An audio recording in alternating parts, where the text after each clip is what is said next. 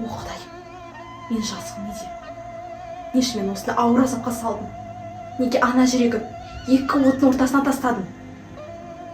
Баламның өмірі мен табиғаттың келесі арасында қандай таңдау саламын? Бұл әділдік пе? Сен бәрін көресің, бәрін білесің ғой. Бірақ неге? Неге мені бұл азапқа салдың? Баламның өмірін сақтап қалу үшін табиғаттың қасиетті құсын өлтіруге мәжбүр.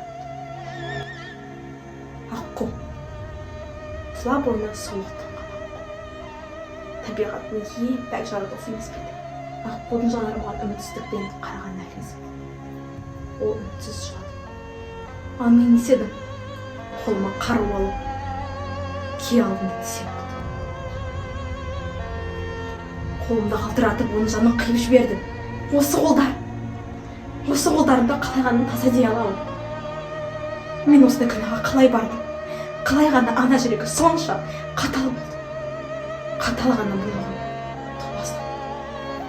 Қалай ғана мен бір тәуіптің айтқанына сендім? Қалай ғана өз баламның өмірін сол бір жалған үмітке тапсырдым? Менің қай ақымақтығым, қай сорлығым осындай қайғылы шешімге келді. Баламның әлсіреген тынысын тыңдап отырмын.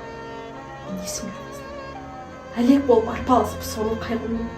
Бірақ сол сәтте тәуіптің айтқаны маған шындық ретінде көрінді. Аққудың қанаты кесілсе, балам жасады деді. Мен не істедім? Қалай ғана табиғаттың қасиетті құсына қол көтермек болдым? Қалай ғана оның қасиетін құрбандық ретінде көру мүмкін болды? Бұл менің ақымақтығымның шыңы. Тәуіптің сөзі бос сандырмақ. А мен соған сеніп, баламның өмірінде шын ұмытып қоямын.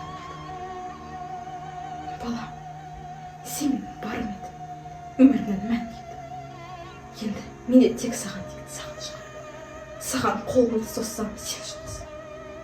Дауысын естісем де тіл, бірақ үнсіздік қана құлағымды жарады.